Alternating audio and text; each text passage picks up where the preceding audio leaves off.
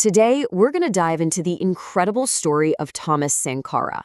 He was a revolutionary, sure, but he wasn't just trying to change a country. He was trying to completely rewrite the rulebook on what it means to be a leader. Okay, so to really get who Thomas Sankara was, you just have to look at this comparison right here. On one hand, you've got your standard president, right? Armored cars, huge palaces, all that wealth. And then there was Sankara, a bicycle, a tiny little Renault 5. This wasn't just, a different style of leadership. It was a complete and total rejection of the whole thing. And yeah, this was way more than just a style choice. It was a fundamental rejection of all the power and perks that usually come with being in charge. In the 1980s, this one leader in West Africa basically broke every single rule in the book about what it means to be in power. So, where did he start? Well, his first moves weren't about some complicated economic plan.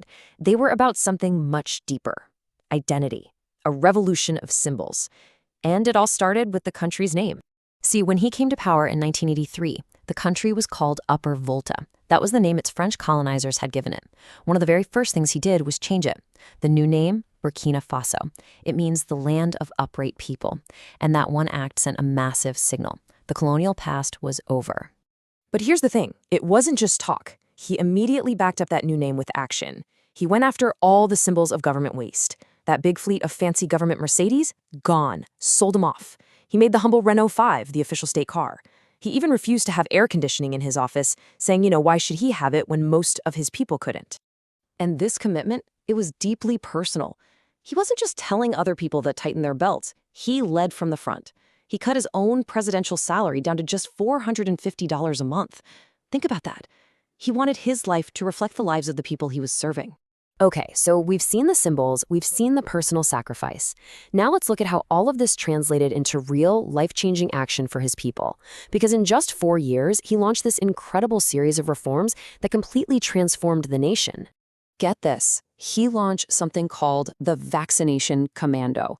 Instead of waiting for outside help, he mobilized his own people. And in just 1 week, they vaccinated 2.5 million children against meningitis, yellow fever, and measles. It was a public health miracle. And then he turned his attention to the environment. The Sahara Desert was expanding, threatening to swallow up farmland. So what did he do? He mobilized the population again. He didn't go asking for foreign aid. He just asked his people to grab shovels. And together, they planted 10 million trees to literally hold back the desert. But maybe his most radical move of all was how he championed women's rights. I mean, this was the 1980s in West Africa. He famously said that